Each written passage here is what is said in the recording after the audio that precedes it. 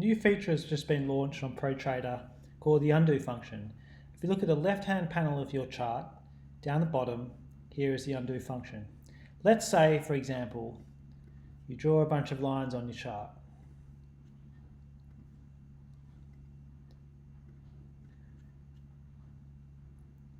Then, let's say you wish to undo what you've just done. It's easy. Go to the undo function, undo, and it will undo the last 5 moves that you've done.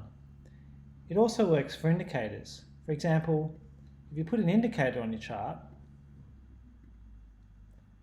then you decide you don't want it, just press the undo function.